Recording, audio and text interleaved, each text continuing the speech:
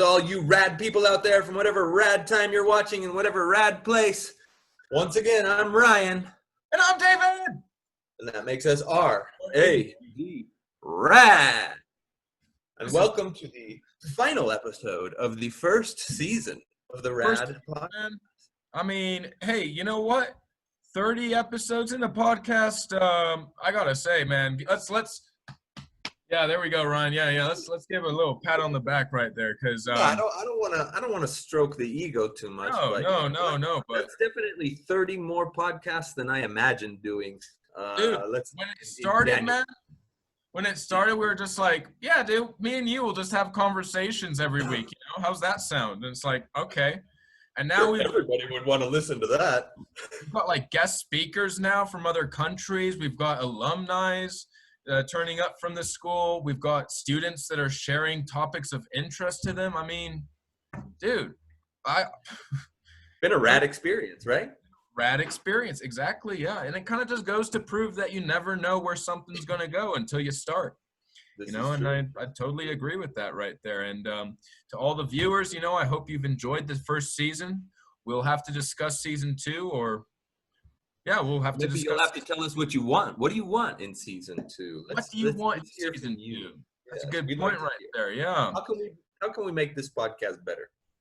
Actually, you know what? In the comments, please tell us, as this is the season finale, how can we make this better? Because we love people's opinions and we love to hear from you. I think you guys have the creative mindset to tell us how to make it better. So please share with us your opinions. Speaking of which, we have 2 young ladies today who would like to share some of their experiences and some of their ideas with us. So absolutely. So without further ado, Mariana. Welcome. Thank you, guys. Thank you for joining the podcast. The special guest you are for the season finale. I feel like this is the climactic episode right here, nonetheless, right? Yeah. So, Salome and Mariana, we're curious. What topic would you like to bring to the podcast today? Stereotypes. Salome and I have been thinking a lot about stereotypes and the things that have been happening recently with all the U.S. thing, George Floyd, and all the things. It has been a thing that has been running through my mind for a lot of time, and I thought it was a great opportunity to talk with you. No, I love that. I love that topic. Really good. Really good. Very cool. Also in Colombia, there have been happening a lot of things. We're thankful of this opportunity so we can talk here. Well, no. Thank you. You guys are bringing the topic. Very cool. So stereotypes. I mean, Mariana started off by kind of mentioning. I mean, this is a topic, or let's say it's part of a topic that is just in the air right now, right? I mean, we're living in a moment where there's a lot going on, especially when we talk about how humans are treating other humans. So where do you think all of this? I don't know. Where do you think all of this begins? I mean, one thing that I always kind of wonder is like. Oftentimes when we talk about, a world without stereotypes or a world without prejudice, it seems like we're almost, I don't know, talking about something that, well, it doesn't seem that hard, right? And yet it's a problem that's persisted through pretty much all of our history, probably. I mean, as long as we've been human beings, I think in some form this exists. So I don't know. What are your thoughts, I guess? Where do we start with this topic? Because it's a big one and it's a heavy one, right? Heavy one, yeah, definitely. Well, I think stereotypes have always been there. And for example, when we meet a new person, we see them and we make an idea of them. For example, if I meet Black person, we will think different of them than a white person, a Chinese person. Just of the thoughts people and things have been entering through our mind. For example, we hear that people like Black people are murderers or terrorists, and that's a stereotype. For example, I just think that stereotypes, even if we don't believe in them, we are surrounded by them, and there's not like, I don't think like there is a way like to delete it from the system or from our lives. That's a good point. Yes, Very and also I think that stereotypes are not only about color, because there are stereotypes about gender, about likes, about almost anything. And that's the real problem, because it looks like if people couldn't be free of them, because they are always in a category.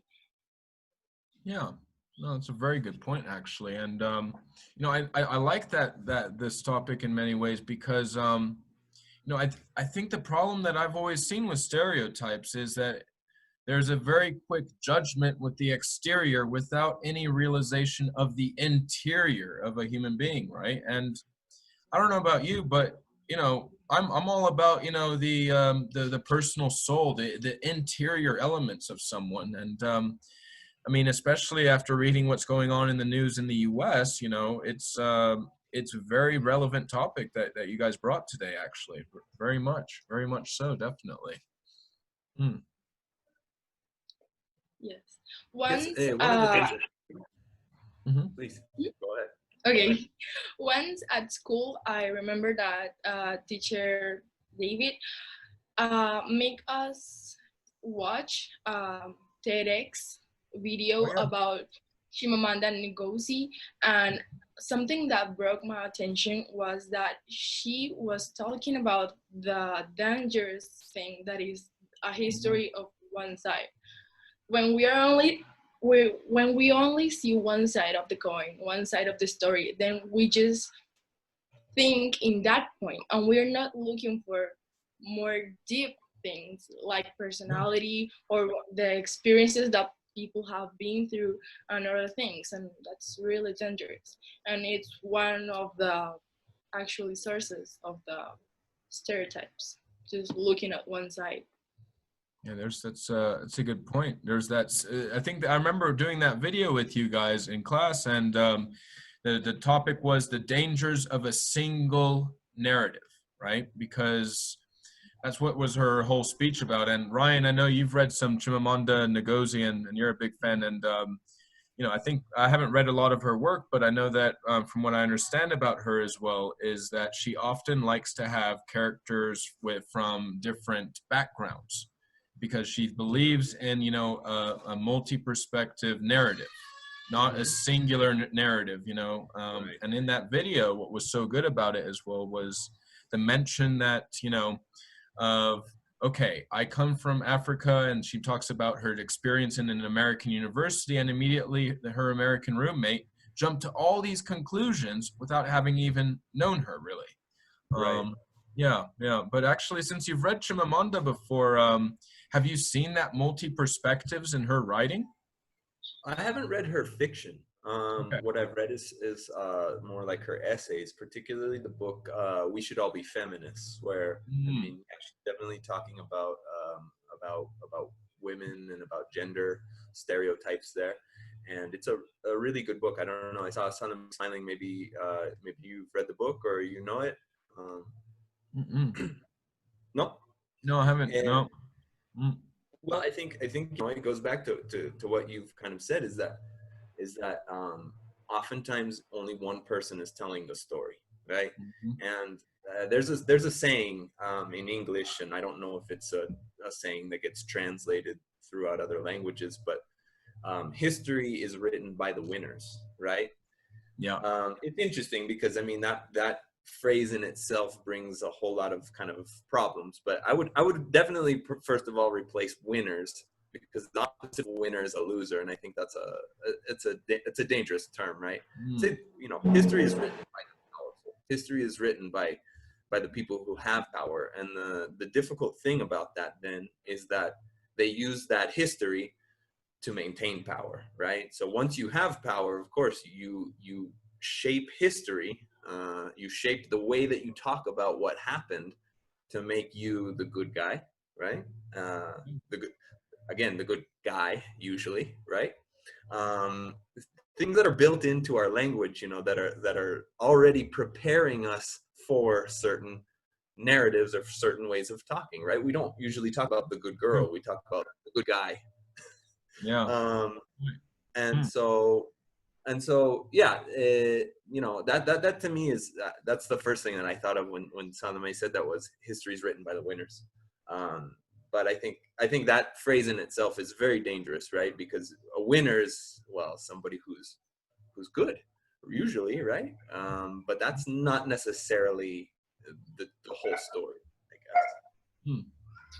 And in many ways, couldn't we also argue that essentially it's the winners who create the stereotypes in a sense? I mean, obviously I'm thinking very big picture here, but it's kind of the winners who project the stereotypes and project the images of the losers that we ingrain in our society, I think, as well, right? In that same sense as well.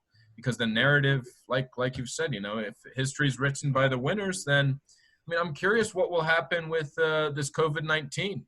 You know, it's a global thing. Who is the winner of it? Are we winners? I mean, you know, maybe people might actually, you know, make some stereotypes out of this in the future. Who knows? Right. Wouldn't it be amazing if we could see how the history of COVID-19 is told in 100 years? What, Yeah. I don't know. Yeah. I don't Yeah. know. We don't know yet, right? But it would be really interesting. Very interesting. Very interesting. So what do you think about this in terms of the relationship of power, for example? Is you know, like we said, history written by the winners, or the winners are the powerful? I don't know. What are your thoughts? I personally think um, people, like, stereotypes go through generations. Like, I think, like, stereotypes, like, for example, COVID-19 now, the stereotype might just be a thought of a person, and then that person tells others, friends, and then it just went global, and then people started thinking the same thing. Like, for example, if a person coughs, they have COVID, and then the things are just going wider, and people are just like, here, someone cough is like COVID. And then, for example, in classes, I don't know, like, it might be interesting to see how this that's happening now will be taught to, like, children 20 years later or something, because actually they don't know what really happened. They just hear it from people's perspectives. And I think that's a matter that I think, like, goes through, like, everything, every history, every Yeah. acontecimiento in the history.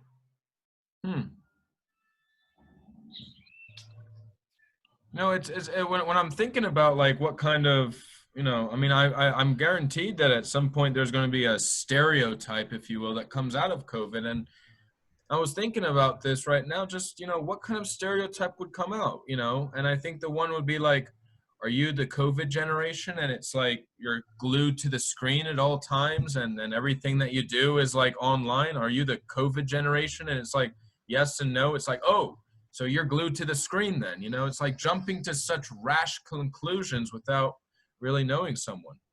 Right. Yeah. So Mariana and Salome, you guys brought some material that you wanted to share with us as well, right? Yeah. Yeah. All right. All right. So we're talking about, you know, the topic, Ryan and I, we took some tangents, I think, right there. But as always, you know, we're going to veer our way back onto the main subject. And you guys wanted to talk to us about the forms of stereotypes that it comes in, and why exactly we have these forms of stereotypes. Yeah. Yeah, the ones, like, we put the most popular stereotypes that exist, and I think firstly and mainly, most importantly, are the ethnicity ones, because people usually, well, not usually, we see people that are racist. They just assume things of others when they see them, and they don't give them a chance to know them and know, like, how they feel, how they are, and they just assume things and then starts discriminating. Yeah. Yeah. Yeah. You know what? We were talking a few minutes later about how people share its stereotypes, and that's how everyone have stereotypes of people and groups and ethnics and all that stuff. I think that the stereotypes are stronger when they pass through generations, like when your parents teach you. Because when your parents teach you as your child, you automatically think that that's the correct way to think. For example, the gender discrimination about women, and that women should always be in the kitchen and raising the children and all that stuff, are things that we are teach to since we are kids. So when we are kids, we believe everything people told us. So that's why we convince ourselves that that's the right way to think and to act. Hmm. Bring up a really interesting point, and this it made me think of something that I've thought for many years, which is that I think that a lot of stereotypes come from what I would call ignorance, right? In other Yeah. words, and then I've been thinking about what is ignorance for a really long time. Actually, I've always found it interesting to think about that word. You know, to me, I think what ignorance is just simply like an empty space for information, right? I mean, when you are ignorant of something, it means that you do not have the full information. And one of my biggest questions has always been, can people or should people be held morally or ethically responsible for being ignorant? Because if you don't, let's see, how do I want to put this? Look, next to me I have an aloe vera plant, right? Now, if you've never seen an aloe vera plant, heard the word aloe vera, you've never seen it in a book or read about it or anything like that, right? Are you responsible for not knowing that aloe vera exists? Like, is that your fault? Huh. It would be hard to say so, right? It would be hard to Yeah, say. yeah, really And hard. and so one of the things that I always have difficulty with, which is because we don't want people to, you know, we feel like these stereotypes are dangerous. They can lead to real world problems. The problem is, how do you hold somebody responsible for being ignorant, right? If I've never met or if I've never had the opportunity to meet a person who, let's say, um, you know, does not fit into the stereotype, if I've been only living with people who look like me and who have the same set of beliefs as me my whole entire life, then how can I overcome any sort of stereotype that we might have, right? I would, and that to me has always been like the biggest I question. I love that question right there. You know, how do you overcome ignorance? Because, you know, what's that? There's that old Plato quote of like, we are born into this world. Um, you know what? It will come back to me later. But, but you know, that aspect of how do we overcome ignorance? Because it is a huge part of stereotypes. And how do we overcome it? I think, and this is maybe, you know, this is maybe just me venturing an answer possibly, but getting out in the world, Yeah, experience, I was you going to know, say that. experiencing things that you've never experienced, never had in your life, or never seen, or you know, anything that you've never experienced before, I think is the best way to get out of ignorance. It's really, you have to pop the bubble, because in my honest opinion, I know this sounds out there, but I think that every human being to some level lives in a bubble. Because to say that we've experienced this world to the fullest and to the extremes that it offers, I don't know. I have a friend of mine in England, and he's lived in, like, he's bounced around 43 countries here, there, that, the other, moved around a whole bunch, but he's still quite ignorant, because it's like you can have all of that, but you haven't truly experienced that, right? Like, I think the experience of of the world is how to pop the bubble, maybe. I don't know. What do you guys think? Yeah, I think that we will never know if we don't try it. And to assume things of people and like of yeah of people and things of cultures is not good. I mean, because we don't have the enough knowledge to know if it's true. We just need to go and experience Yeah. because there's no other way to get out of ignorance. Yeah. Yeah. Yeah. And And oh, go for it, Salome. Sorry. okay, don't worry.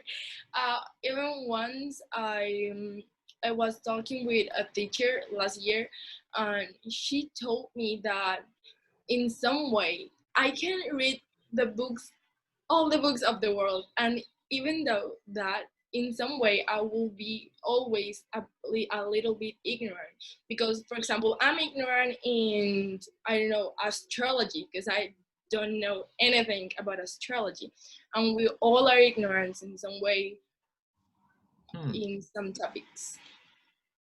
It's a good I have a small anecdote to tell, if you will, of this topic actually, and it's well, anyway, I think it's on the border of acceptable for this podcast. But when I was teaching at my previous school, we had this small assignment that I gave the students of essentially, in group discussions, they had to talk as a speaking exercise, and it was a list of stereotypes, and they had to think of the possible nation that it went with. And one of them is blank nation or great lovers. And the Italian students that I had in class put down the French. And then the French students that I had in class put down the Italians. And it's like, wait a second. I'm kind of confused here how this worked out. Like, what doesn't make entirely sense? Yeah. But, it's kind of that experience level that pops the bubble in one's life, actually. Yeah, definitely. I like that question, Ryan. That's a good question that you proposed. Really nice, man. It's a question that I've struggled with in my mind now for at least 10, 15. Wow. It's when you start to think about that stuff that you realize how old you are. probably about 10 or 15 years now I've been thinking about that question. It's just a constant sort of, it's always there, and it's always, you want to hold people responsible at some point, right? I mean, yeah. No. The person who practices racism, the person who practices prejudice, those people, something needs to be done about that to have a healthy and good society. But, I'm definitely not suggesting that we start locking people up in prison for being racist. I don't see how that would solve the problem. So that's why it's always, to me, been such a problem, a deep problem. And I don't know, this is like an existential problem, probably. I don't know that it has a solution, but I think it's worth thinking about. I don't know. At least I've spent enough time in my life thinking about it, so I can't stop now. Bud. I like what you guys had just above too, because I think that maybe a lot of the times, when we think about these things, we focus on maybe physical characteristics and things that we can see. But for instance, the mentally disabled, that's a really big issue that, I mean, has to do with our entire way of thinking about those things. Like, if you've ever had the opportunity to study a philosopher named Michel Foucault, who did a lot of work about prisons and mental institutions and things like this, and how those very things are really just, again, it's the powerful who write the story, right? And so also powerful people are who gets to decide who is mentally healthy and who is not, right? Yeah. And because that's not a clear line, it's not like there's just this perfect line in the world and this is mentally ill and this is mentally healthy. Well, it would be great if things were that simple, right? God, life would be probably so much better, but it's not that simple. I mean, And dude, you know, Yeah. I think the biggest thing that you have to do is give it time. You know, and when I think about what you just said, you know, look at ADD, attention deficit disorder. Yeah, it's a very common thing in today's world. But you know what they called it in the 1920s in the first DSM that came out? They called it retardation. Oh, you can't sit down. Oh, you can't pay attention. Retarded. And it's like, how can you jump to such a conclusion? And then Right. eventually, you know, everything like evolved and the discovery of things happened and actually like understanding people a little bit better. And now we actually call the term appropriately ADHD or ADD, you know, and it's like, wait, 100 years ago, you used to call this retarded, and now you've actually realized, wait a second, we've given this time and we've Right. let it evolve, right? Yeah. Hmm. Yeah. How many more different things can we understand with more time? Exactly. Exactly. Yeah. Yeah. You know, maybe these stereotypes will evolve given time, you know, they're not evolve, but devolve, I think is the word that maybe I should be looking for. Yeah. Um, But to build off of that too, notice that not all stereotypes are negative either, right? Some no. Yeah. stereotypes are Yeah. positive in that they say good things about people, supposedly, but positive stereotypes can also be very dangerous because we actually expect people to be that way, right? Yeah. Absolutely. Yeah, Absolutely. and that's the problem. Yeah, for example, Hmm. Say, so- no, so, um, that I was thinking, for example, with disability stereotypes. Um, I think that I have read a little bit about the history of disability, and as the teacher David said before, disabilities before were think as if somebody is have any disability, then he or she is not correct and he needs or she help, or he or he can't live by his own, or stuff like that. Like if you have a disability, then you are not able to do anything, as you are unuseful. And I think that what I love about that history is that nowadays people treat other people with disabilities correctly, because it's not okay to just jump into an idea of somebody because she or he has a disability. For example, I have a familiar who's very near, and she has a disability, and she's able to do a bunch of things that nobody could ever think about it. So that's why we can't jump just into ideas, because we do not know the people more deeply. Excellent. Excellent. I like that, Salome. That's really good. Really good comment. Thank you. Hmm. And Mariana, I felt like you were going to say something there. yeah. Well, I think that there's for people who like I don't know how to say it, but for people like discriminate others by being different, it's just weird because like we're all human and we're not all supposed to be the same. And for example, to have different tastes of everything, music, ways of talking, way of dressing. And for example, I think it's really important for people to know that we are not supposed to be the same, and we are able to do whatever we propose despite the conditions.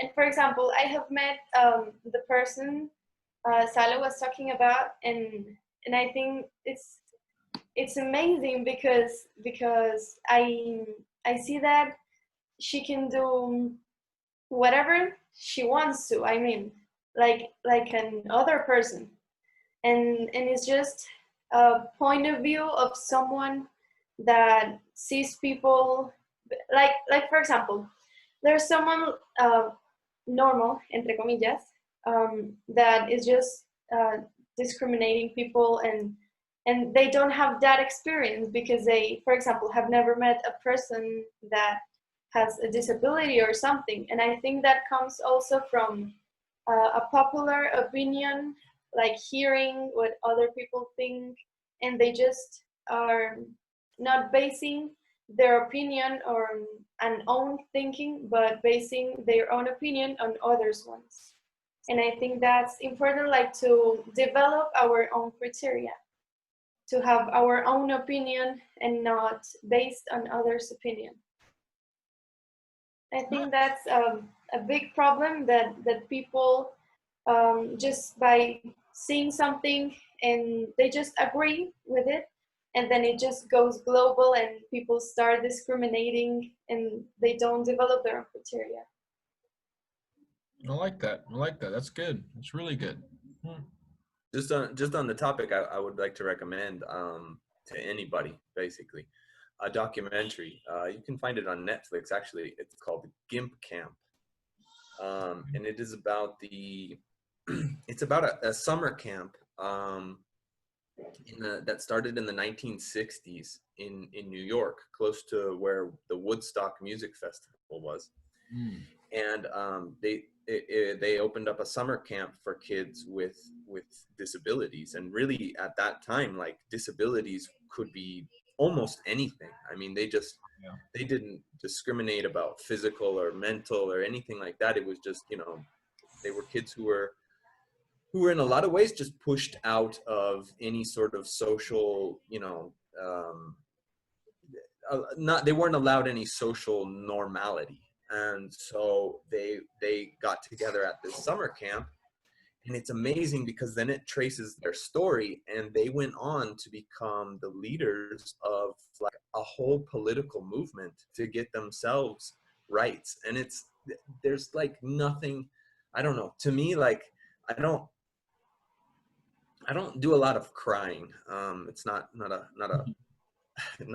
hobby of mine. But there's nothing that tears me apart more than like seeing when human beings fight to be recognized as human beings. And like, that movie made me cry several times. Like, it's really, really beautiful. Gimp Camp. I really recommend it. You've given me a bucket list for the summer to watch right now. So Gimp Camp, thank you very much. Yeah, I plan on. That sounds. I've always felt like a heartwarming feeling when there's a representation. I've always felt like with. I don't know. You saw My Left Foot? With the actor. What's his name again? Fantastic actor. Daniel Day-Lewis. Thank you, Daniel Day-Lewis. Yeah, dude, he is. He is one hell of an actor, honestly, I have to say. But no, his depiction in that, above all, is, and it gives it, those kind of movies always have left me with a very warm feeling in it afterwards. So I'm gonna check out Gimp Camp, no doubt, over the summer, definitely. One of the other conflicts that I have is the following.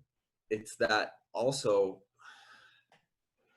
the beauty of that very struggle, right? It's terrible that people are not treated as human beings. Mm-hmm. But there's something also beautiful about the fight to be recognized. Like, yeah, that's I'm definitely not advocating that we don't treat people as humans so that they have to fight to be recognized as humans. But there's something really amazing in that conviction that drives somebody to say, no, I am not being treated like a human being, and I need this to be recognized. And I think that's, I don't know, I'm watching the news, and I'm seeing what's happening in the United States. I don't know, I would hope that we're making sort of one of those big steps forward.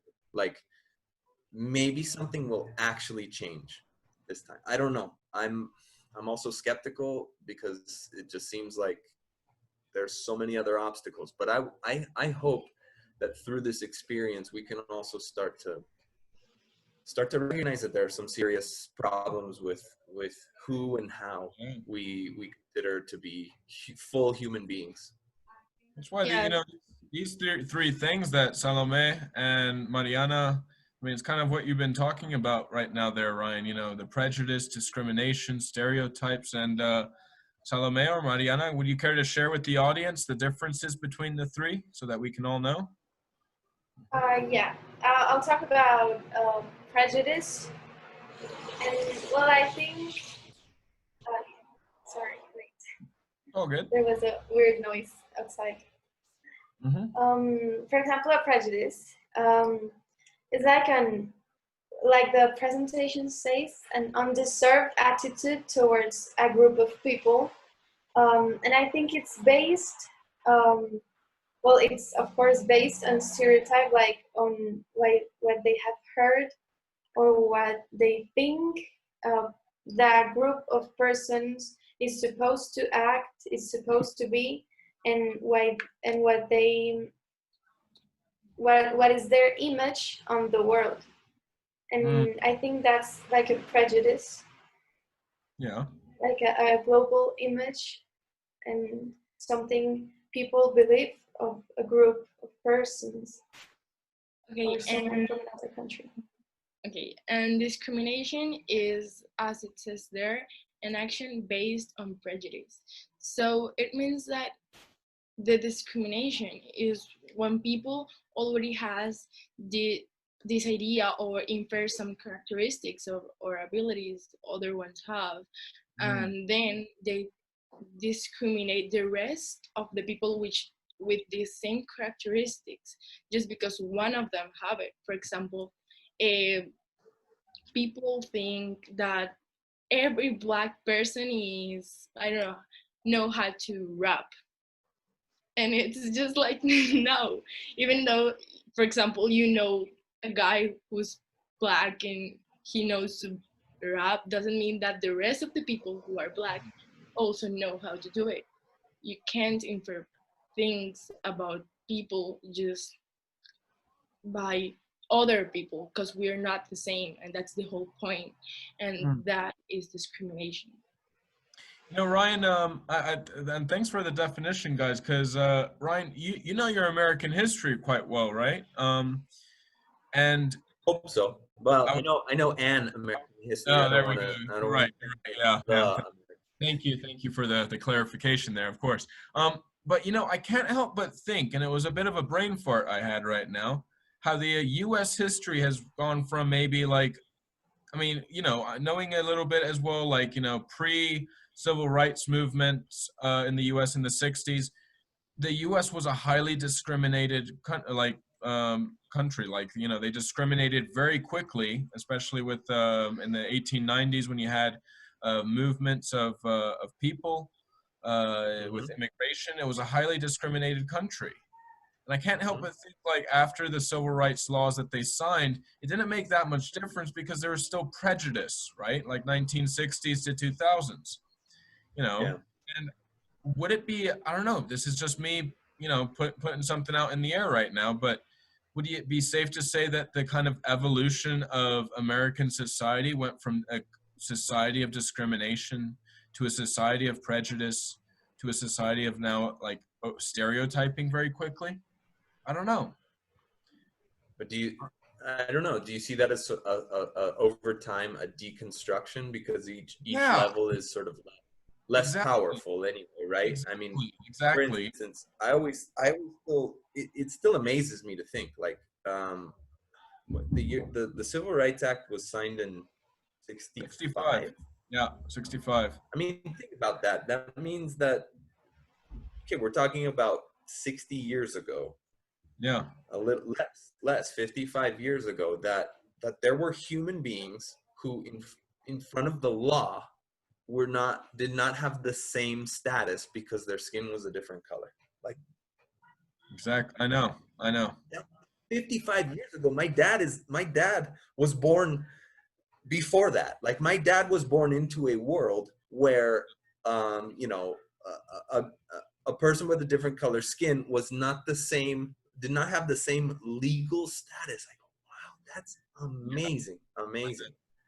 Dude, the moment. Well, yeah, it's crazy. But see that's where the other problem becomes, because it might not be legal to discriminate anymore, whereas it was, right? It used to be legal. Yeah. But the problem is that it still happens. Yeah. And so then it just becomes like a secret. Whereas before it was right out in front and say, yeah, you didn't get the job because your skin is this color, right? Yeah. Yeah. It just happens. It still happens the same way. It just doesn't have the honesty, I guess, which is No, that's a good point. probably the source of the problem. Yeah. And Salome and Mariana, since you guys are from Colombia, I don't know. This was my inflection right here of how the U.S. society is predominantly, at least from just conversations and knowing people over there, they're more of a stereotype than leading on the prejudice and discrimination as they used to. But in Colombia here, what do you guys think? Is it does one predominate the other in Colombia, or? Well, I think that yes, because for example in Colombia, Colombia is divided in regions, right? Pacific, Caribbean, Amazon, Amazonia, La Amazonia, and I am sure that a lot of people have automatically think about the characteristics that each people from each part of Colombia has, depending on the on where they are. And the thing that most concern me more is that the people from those places have already the same idea, like they out auto judge each other. You understand? Like, for example, once I heard from a family that they were in a trip, right, to Cartagena, and in my family, it's black, right, and in Cartagena, they were to a good hotel and good restaurants. People looked them weird because they thought automatically that they were from foreign people from other country, because they thought that black people here can't have enough money to afford being in a good hotel and in a good restaurant. And I think that that's kind of the discrimination that we see here in Colombia, that black people is, or brown people is poor, the rich ones are the white ones, the people who live in Amazonia is automatically, I don't know, like they don't understand technology, for example, or things like that. We infer from people because of their zone they live in. So yes, I think that Colombia it's a country that has a lot of discrimination. Okay. Maybe I don't know. Maybe you can clarify some ignorance on our part. At least I personally don't know. But like we said, in the United States, the Civil Rights Act was passed in 1965, which is really recent. I mean, it's really not that long ago. No matter, I don't know if you guys think that you guys feel like it was a long ancient history, but I mean, it was like 20 years before I was born. Like, that's another way to think about it and go, what? God, it's amazing. Yeah. What about Colombia? How let's say, what kind of legal, I assume, I hope that at this point in our history that legally all human beings in Colombia get the same treatment, right? At least they should. I'm not saying that it happens, but there's nothing in the laws that say because your skin is a different color, we treat you differently, right? Mm-hmm. Oh, there's something I just thought of. Two things actually that I have seen in Pereira, very specifically, that, for example, there are teenagers that go dressed like yeah, they dress with a cadena, with a big shirt, and people just see them and they immediately change of and then Like they think they're just dangerous, and people. I think that's a sad thing because how would they feel?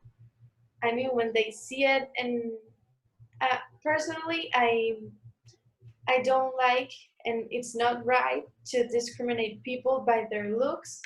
And when I see someone is just someone that passes the road or looks at them like, no, you can't be like him, and I just feel sad because I don't know how the other person feel. Like, for example, to be stereotyped as dangerous person, and I think it's a very specific thing here in Pereira that the way people dress shows their level or status in society. I think that's a very sad thing to see. Like, it's not like equality, and that's the thing that I have been thinking also a lot of. People just there's a lot of inequality in society, and I think that should be deleted because it's not fair with other people and it's not right. So that's a thing that I see. And about your question, Ryan, teacher Ryan, um, I think that those kind of laws that discriminate people were mostly like in the beginning of the history of Colombia, like when slavery and where Spanish people came and all that stuff. That the people were from here, from Colombia, who has this mixed texture or color in their skin, they were like middle class, right? And the ones who were white, they were high class, and the ones who were black, they don't have even space for respect or something like that because they were slaves. But Right. all that things change when they mixed, because as everyone should know, Colombia is Colombian people is just a mix of a lot of white, browns, and all this stuff. Hmm. And so, yeah, that's the law doesn't really discriminate anymore. It was a long time ago. Yeah, I mean, I think all contemporary nations now. Well, I don't know. There probably are some countries out there that still, constitutionally discriminate against people. I guess. Trying to think of an example. India. Um, I think India is still quite a yeah, highly discriminated country. I mean, it's also still the social, built into the legal yeah, system and everything. the social structure is you're born poor and there's no way of getting out. Really, it's Right. that's I don't know. I think India would be one that would come to mind, at least in my opinion. Yeah. Yeah. Hmm. Yeah, I also think about it, and I think there's something related between India and Colombia. Hmm. My dad has traveled a lot of times to India, and I don't remember it, but the first time or another time that he went there, and he mentioned that he was Colombian, and one of the persons that sell things told them, Pablo Escobar. So that's a thing that always happens, and that people always like think about Colombia as a narco country, but it's also about the fame that was created during that time. And people, I think people just know that part of the story and of history, and they just don't see like the flora, the fauna we have. And they just see the first thing that come to mind is just Pablo Escobar and all the drugs that happen. Hmm. Actually, I think it's incredible how just one person changed all the stereotypes and all how people see our country. Just one Right. person in Right. years Hmm. changed the whole way people see Colombians. It's incredible. And Oh, as long as Narcos is still on Netflix, it's gonna be yeah. hard Yeah, to it's gonna be hard Yeah. to get away from that idea, right? Yeah. That's the difficult thing is that I don't know. I like science fiction and I like a lot of different kind of literatures like that. And I've always kind of thought about this idea too, like an experiment. What if you just took a bunch of different people and just took them to a place from babies, right? So that they didn't have the time to be taught all of these negative things. What would happen? Would they I don't know. Would they naturally start to form groups with the people who look similar to them? Dude, Would that's that be quite the sociology experiment you have Yeah. Yeah, there. I think that's a very specific thing. And for example, you can see like group of friends.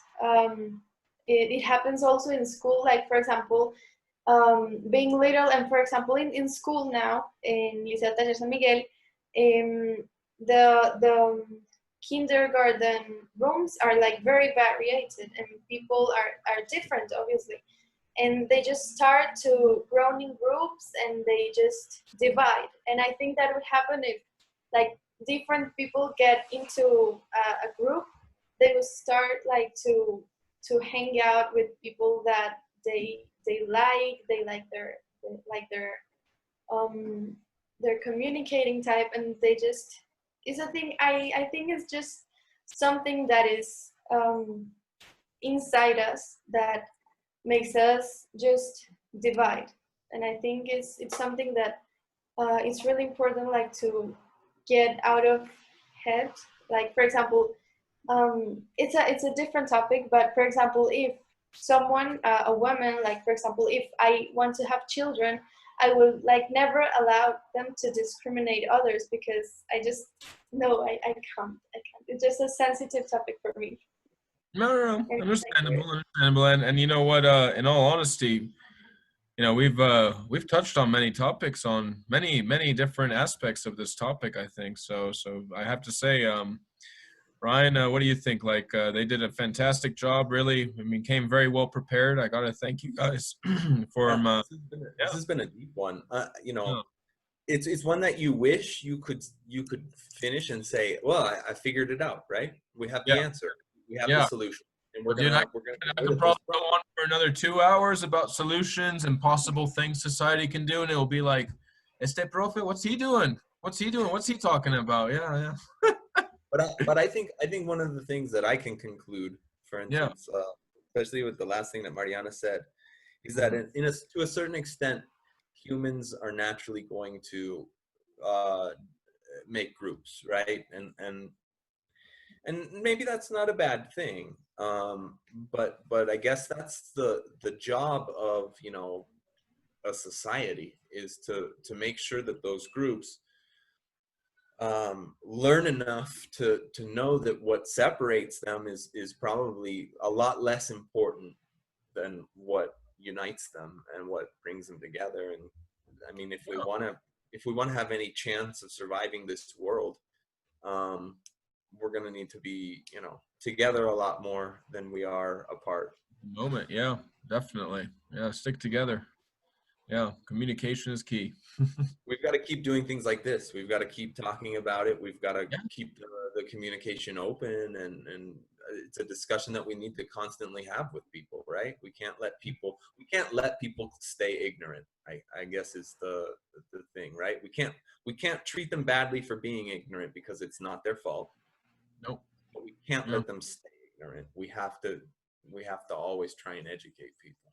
I think sharing points of views, much like we've done on this podcast, everyone has always come here and they've shared a point of view, and hopefully to the viewers out there, you've listened to many different points of views on different topics, and that hopefully has broadened your horizons, as they say, right? To see things a more ample way, and hopefully a less ignorant way. Definitely. So, yeah. Ladies, any concluding words? Mm-hmm. My motto: you don't knock it till you try it. Definitely. I like it. Very Nice. good. Mine is that the fact that we have to struggle for the same recognition of human rights should be concern enough. So we should start changing. Nice. I think that's that's a perfect way to put it. On that note, season 1, oh my goodness, we are there. And let us know about season 2. It's all in your hands. It's not in ours. Yeah. So on that note, everybody makes this show possible. And so, Mariana, Salome, thank you so much for coming today, for putting the topic on the table and giving us lots of things to think about, right? It was a pleasure. yeah. So on that Never note, stop thinking. No, never. Yeah, learning is progressive. All right, well, that's it for season 1. Season 1. I don't know. Oh, goodness, There should be there should be a music, or I don't know, something. Don't worry. I'm gonna throw that in right